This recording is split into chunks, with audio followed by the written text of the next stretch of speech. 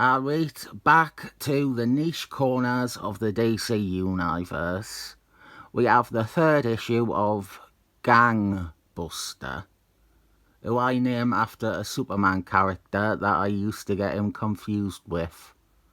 This is, and has been, a fun miniseries. It introduces this urban vigilante, and it brilliantly toes the line between sincerity and parody. It is a bloke in a hockey mask and a sports jersey and combat pants. And he's not in a crime-ridden city like Gotham City. He is in Iowa. This ridiculous, macho, gun-toting, Punisher-like figure is in very ordinary and unexciting environments. Small towns, shopping malls, a generic high school in issue 1. It is a juxtaposition of character and setting.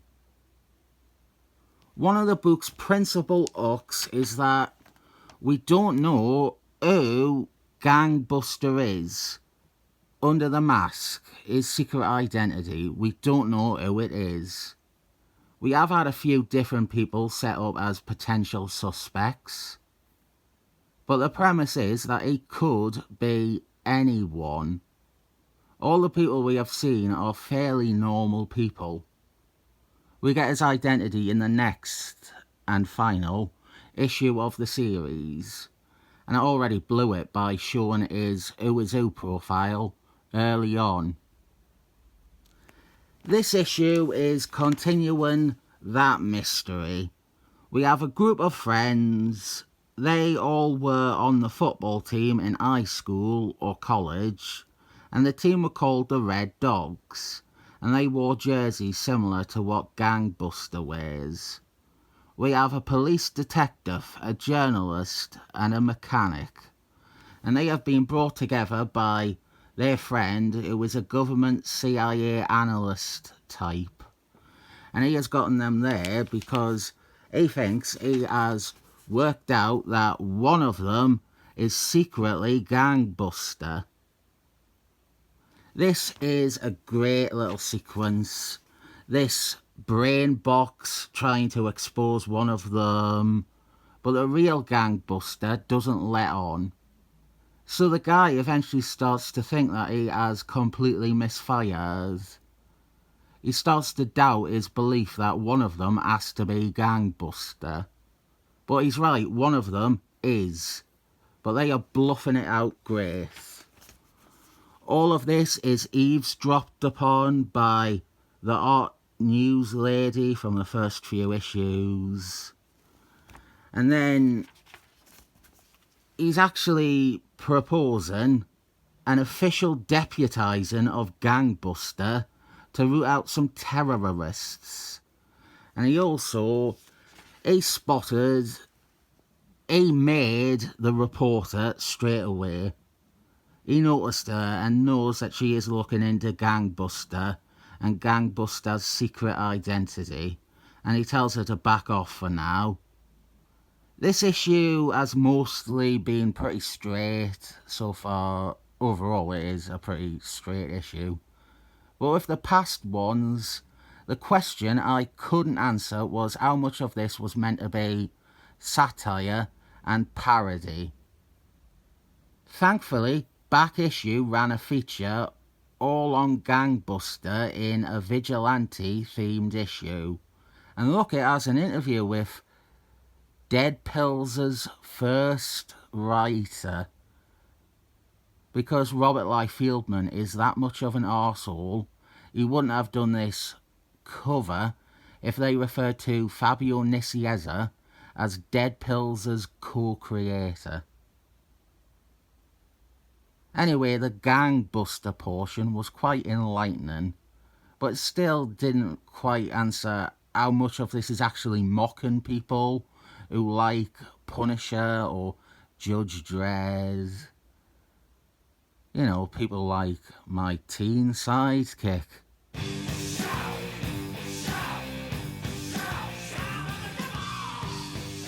Here he is, all the way from Ireland, raging 15-year-olds.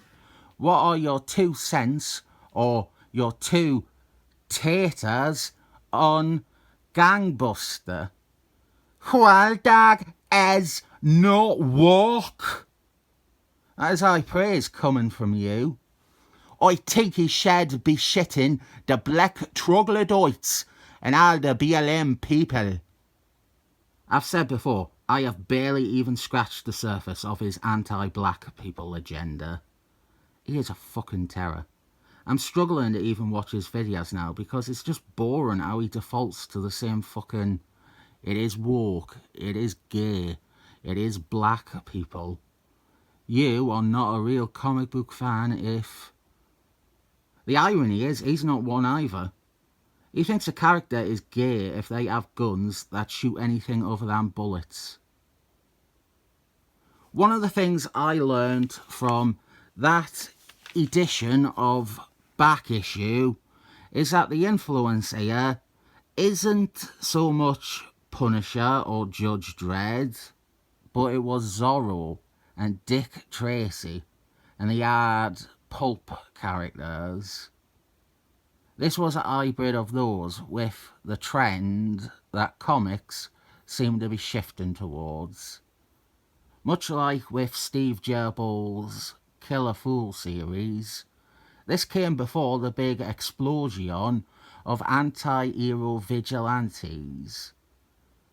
This was 1987. Since this page reminds me of G.I. Joe, I also learnt that originally he was going to be called Red Dog. But G.I. Joe apparently already had a character called that, so they changed his name.